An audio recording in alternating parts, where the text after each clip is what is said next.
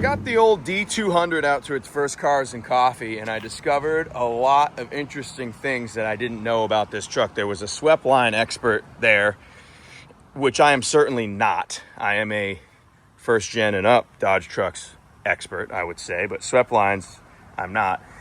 So we discovered that the frame and the driveline, right, the 225, the 4-speed, and the Dana 60 are all 1968. Right, it is a 1968 Dodge D-200. However, we discovered that the cab is off of a 1967 and the front clip is off of a 1967 or earlier, possibly, because the 68 has rectangular marker lights straight up and down. This one has round. At first, I did notice that, and I thought it was just a different grille. But the reason that this guy knew that it was the whole cab and front clip was obviously it's the same paint job or lack thereof. So they match, and the cab has the small rear window, where in 68, the window would have gone all the way out to the edge of this. So that was interesting. So this is 67. And then the bed is off of a 71 to 73 is what he told me, mainly because of these side marker lights, which would not have been on a 68 or a 67. So he said that's probably 71 to 73. So the previous owner, who drove this thing almost as a daily, or in a lot of cases fully as a daily, really drove the wheels off of this thing, because he swapped out the bed at one point, the cab and front clip at another point. So he drove the heck out of it. Unfortunately, on my way there, I lost a poverty cap, which is a bummer. But in any case, I'm going to dive in. The truck's got a few issues. We actually barely made it back from Cars and Coffee. The truck does have a few issues. So quick summary on what we did to this truck to get it ready for Cars and Coffee. I replaced the passenger side tie rod end. Driver's side, believe it or not, good thing it wasn't too bad, because they don't make it. And I looked on a bunch of Sweptline forums, and it's a well-known thing, and there's a company that'll custom make it for you for like $200. It was tight enough where I pumped her full of grease and said, good enough. I'm not going to pay $200 for a tie rod end. Then greased up the kingpins, obviously, greased up the wheel bearings. The passenger side wheel bearing, grease in there was pretty burnt. It was pretty sticky. So that wheel bearing's probably on its way out, but I packed it full of grease. We'll see how long we can get out of it. I also replaced a driver's side wheel cylinder. Found it was leaking when I pulled the brake drum off to do the wheel bearings. Obviously, you guys saw in the last video, we replaced the clutch master cylinder. Unfortunately, discovered that it is leaking again, which is a bummer, from the same exact spot that the old one was. See if I can get it on camera here. Right where the shaft goes into that rubber. So the seal on the inside of there is leaking, which is the issue with the last one. So got a defective part. That part was given to me with the truck, but it was defective right from day one, which is a bummer. Truck drove great, ran great, stayed cool. Noticed that all the gauges work except for the amp gauge, which was probably disconnected on purpose, because I've also learned that through my years of dealing with old Mopars that those are usually a source of a fire. So good deal there. So the issue that almost didn't let us get home was brakes started locking up on it, especially on the driver's side, which it pulls to the driver's side when you hit the brakes anyway. So what it seemed like was, and what I found was, you'd press the brake and you'd pull the brake out and it wouldn't fully release. So the release valve or the release orifice in the master cylinder wasn't releasing the brake. So every time you press the brake, the shoes would go out a little bit, and not retract. So eventually that brake pedal became rock hard, and these brakes were about locked up. And by the time we got home, I mean, I had this thing in second gear to the floor coming down my street here to get in the driveway. Those brakes were screaming hot. I hope I didn't ruin my brand new wheel cylinder. It's possible that they got hot enough that could have happened. And I performed a couple of tests. So the test that really revealed, right? I cracked the bleeder valve and it would release the pressure, and then I'd pump the brakes again and the pressure would get back really solid, and then the brakes would be locked up again. Crack a bleeder valve and it would bleed out again. So I started looking at, we either have a defective master cylinder or we had a brake pedal out of adjustment. So what happened was I unbolted this from the firewall, and as soon as I unbolted it and this thing went forward and took pressure off of the shaft in there, brakes released. So the shaft was never completely returning out of the master cylinder, and it wasn't allowing that orifice to open to bleed the fluid back into the master cylinder and release the pressure. So I went down under the dashboard here and was like, all right, I'll just adjust the Heim joint and we'll be all set. Well, the Heim joint was already adjusted all the way in. It's not now, I've been playing with it, but it was all the way adjusted in when it was up under there, and it was still too long. So I'm gonna have to cut this down, take a grinder to it, see if I can get that similar shape on the end of it, so I could shorten this thing so that it'll work with that master cylinder. I don't know, my guess is maybe that master cylinder's out of a 68, the cab's out of a 67. Not sure if that would make a difference, I don't know. But for some reason, this thing's just a bit too long, even when that Heim joint's adjusted all the way in. So I'm gonna take about a 1/2 inch to 3/4 of an inch off of that thing, which will allow us some adjustment, and it should shorten it, and we should be good to go. Just simply pop it back in. As far as the clutch master cylinder, that's a bummer. I hate defective new parts. Really bums me out when that happens.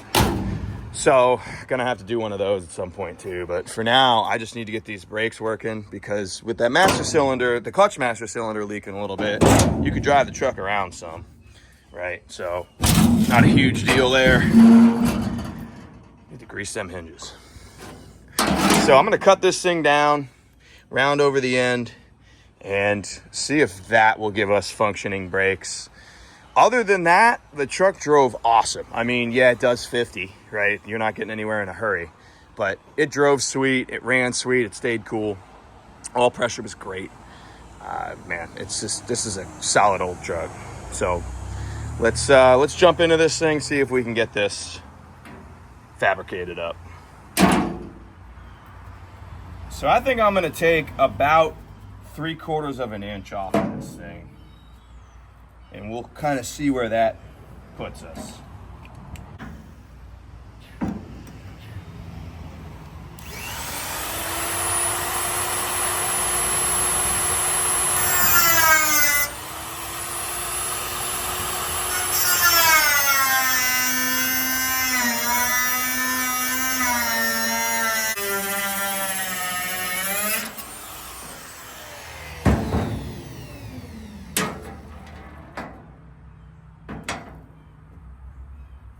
Well, it's probably closer to a 1/2 inch. Whatever. Now the best way to do this would be with a bench grinder, but don't have one, so.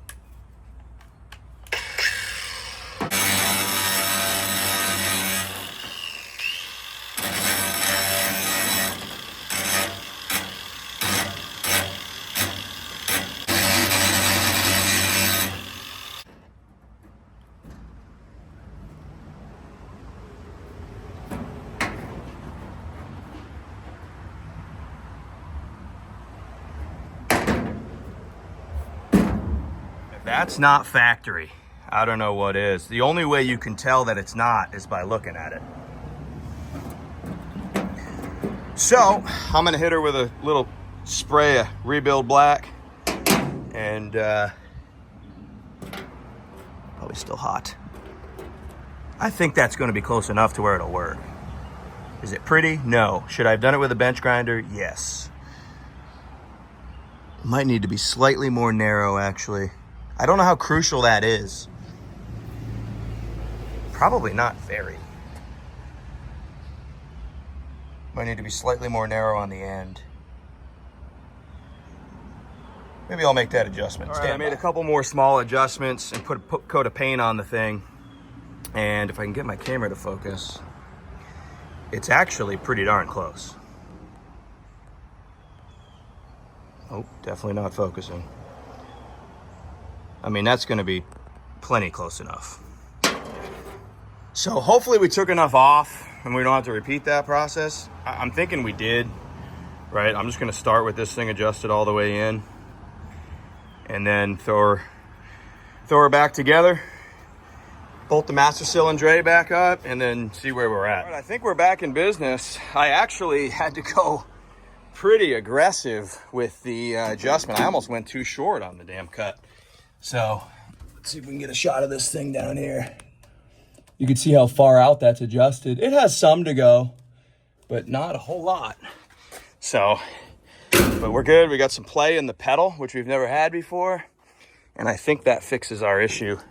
Hopefully this wheel cylinder didn't explode on us. So we'll have to see. Take it for a spin. All right.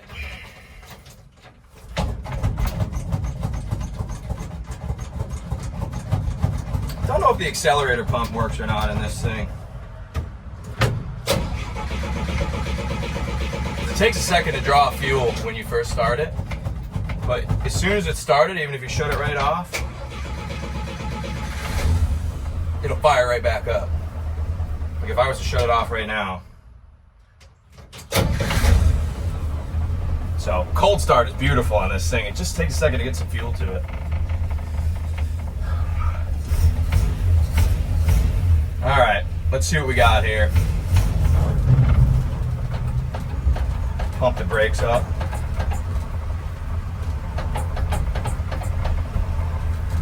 Beautiful.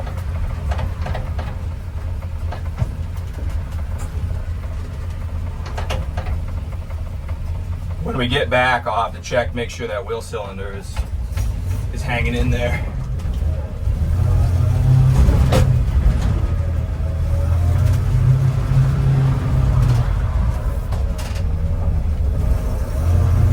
Little spin.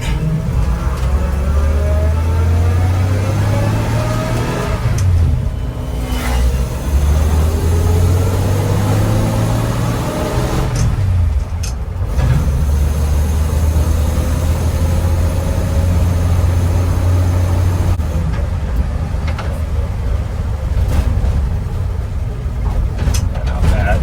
I mean, I wouldn't want to stop in a hurry with manual brakes. But at least it doesn't have a single pot of death in it. From what that Sweptline expert told me, the single pot of death was up until 1966.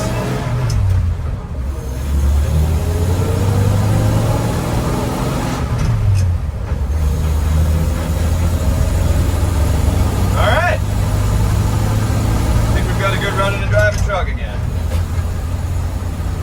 This thing runs so damn good. A lot of fun.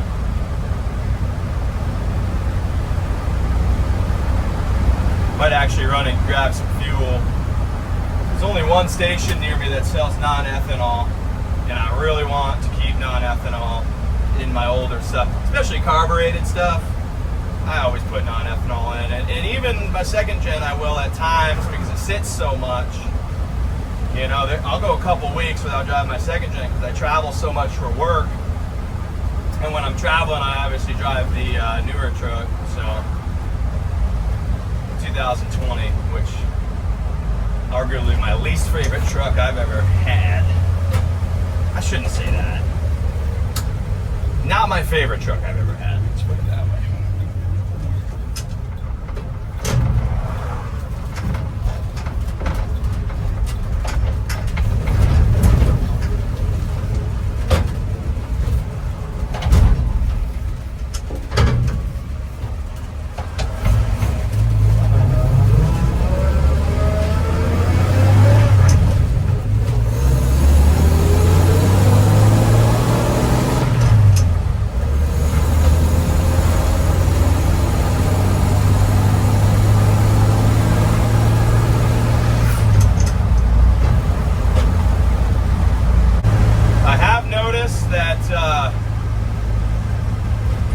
Synthetic oil in this thing, probably should have put conventional because the rear main seal's leaking a little bit. Nothing concerning, just it didn't leak a drop when I had conventional in it. So I do probably will throw some conventional in it sooner rather than later. synthetic tends to leak a little bit easier than conventional.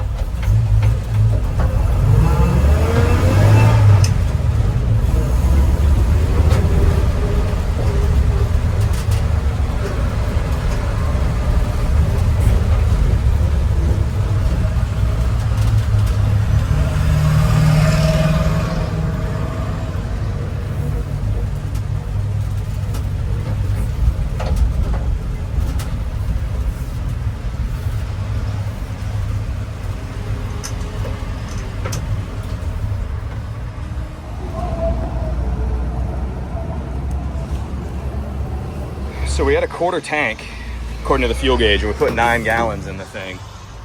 That to me says more further confirmation that the fuel gauge works. Let's see what it does.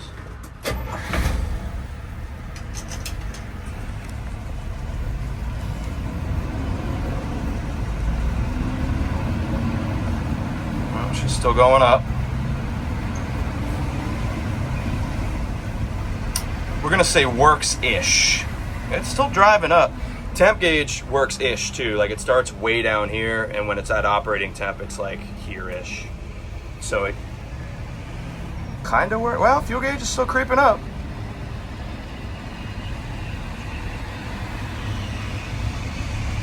Yeah, works for the most part anyway. We'll update when we get back to the house, see if it ends up all the way at the top. Good deal. That fuel gauge is still climbing. I think it works. Like works.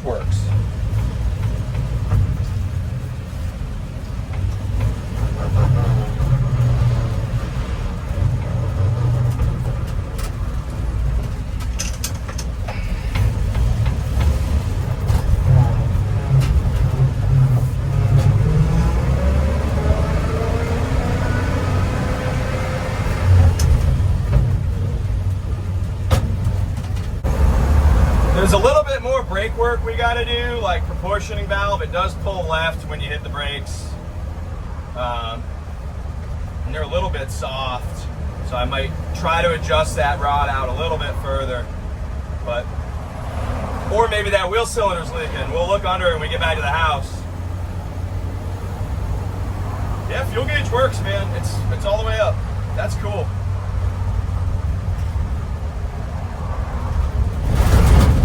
Brace for railroad tracks.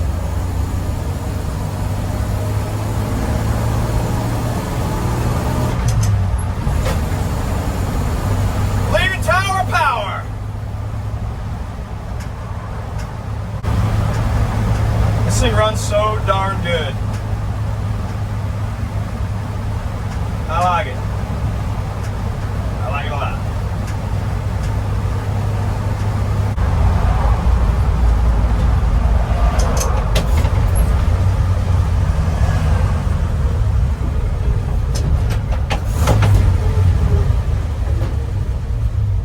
Definitely have to plan your stops.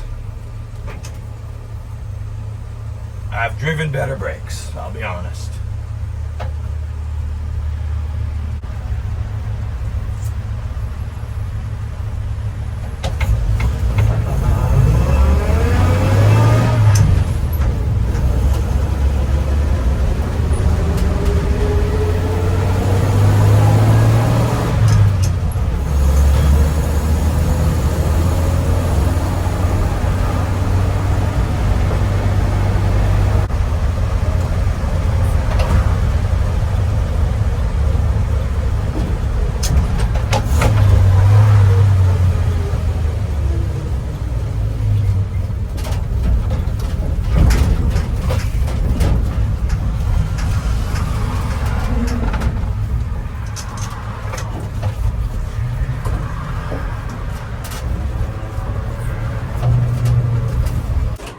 Success. All right, ran and drove great. Let's see if that wheel cylinder is leaking. I wouldn't be surprised if it is. No, not really seeing evidence of it. That was what I think it was. I was thinking it was bad because that residue and melted brake pad and all that was there when I got back from the brakes being locked up. So, but I don't think they're leaking, so that's good. You guys can see the little bit of a rear main leak / oil pan leak that started. Not much. I mean, it doesn't even drip on the ground, but yeah, it makes me want to go back to conventional oil for sure. I think that's a success. We still got a little bit of a leaking clutch master cylinder, but I'm going to run it for a little while. It really bothers me when it's a defective part, man. What a bummer. Hate when that happens. I'm going to have antique plates for this thing, but in South Carolina, what's dumb is you have to get your regular plate and then apply for the antique plate. Comment down below if it's like that in your state, but I don't know. I think that's stupid. In fact, I may go see if they're in the mail. No antique plate yet, just a bunch of junk. What else is new? What a waste of paper. D-200's back on all 4 paws. I may even take it to work on Monday. Transmission for Grandpa's truck, for those of you following along with that project, will finally be here Monday. So I'll actually be hauling that transmission home with that thing because they only deliver to commercial addresses. So if I take it to work, I'll actually be hauling that trans home in the old D-200. I think that'd be cool. So I think I'm going to do that. Man, so many holdups. I ordered this transmission early June. But hey, they do a fantastic job. They're real nice folks. Stuff happens. I get it. They had some issues with their torque converter welder machine, and their torque converter welder individual quit. And so then he had to train a new guy. And so it was a whole thing. So torque converter held up that transmission forever, but we're back in action on the D-200. Appreciate you guys watching. We will see you guys working on Grandpa's truck on the next one.